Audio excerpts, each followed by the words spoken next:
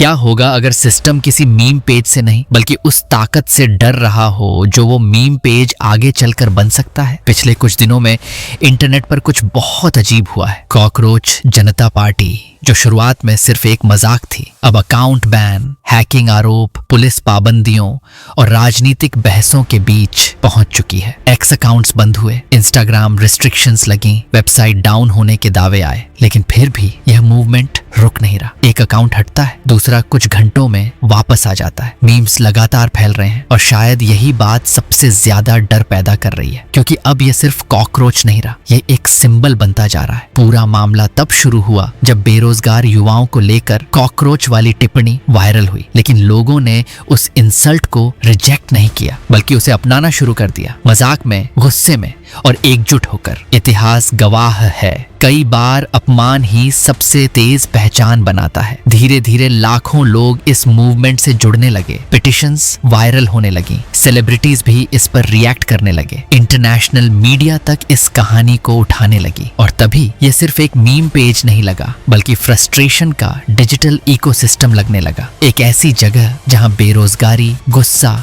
System से नाराजगी और इंटरनेट कल्चर सब एक साथ जुड़ने लगे। यहीं से कहानी और दिलचस्प हो जाती है, क्योंकि सरकारें ट्रेडिशनल ऑपोजिशन से लड़ना जानती हैं, लेकिन डिसेंट्रलाइज्ड डिजिटल मूवमेंट्स अलग होते हैं। आप किसी नेता को अरेस्ट कर सकते हैं, इवेंट कैंसिल कर सकते हैं, लेकिन करोड़ों स्क्रीन्स पर फैलते एक सिंबल को कैसे रोकेंगे? एक अकाउंट बंद हुआ, दूसरा वापस आ गया। कॉकरोच इज बैक, और यहीं से ये मूवमेंट पेज नहीं, नेटवर्क जैसा लगने लगा। अब कुछ भी जेपी नेताओं और सरकार से जुड़े लोगों का दावा है कि इस मूवमेंट की ऑनलाइन एम्प्लीफिकेशन में पाकिस्तान और बांग्लादेश बेस्ड अकाउंट्स भी शामिल हो सकते हैं। साइबर इन्फ्लुएंस और नैरेटिव वॉरफेयर जैसी बातें भी सामने आने लगी हैं। अब ये आरोप सच है या एग्जैजरेशन, ये अलग डिबेट है, लेकिन एक बात साफ है, आज की दुनिया में इन्फ्लुएंस सिर्फ स्पीचेस या रैलीज से नहीं बनता। कई बार मीम्स, एल्गोरिदम्स और इमोशंस ही पब्लिक मूड बदल देते हैं। लेकिन सबसे बड़ा सवाल अभी भी वही है, अगर अंदर फ्रस्ट्रेशन ना हो तो क्या कोई मीम इतना बड़ा बन सकता है? शायद यही इस कहानी की असली जड़ है, अनएम्प्लॉयमेंट, डिजिटल फ्रस्ट्रेशन और एक ऐसी जनरेशन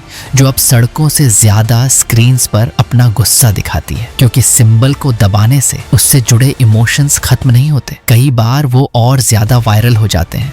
और शायद यही चीज सिस्टम को सबसे ज्यादा नर्वस कर रही है। अब आप बताओ, क्या कॉकरोच जनता पार्टी सिर्फ एक मीम है या फिर आने वाले समय का डिजिटल प्रोटेस्ट मॉडल? कमेंट करके अपनी राय जरूर बताना।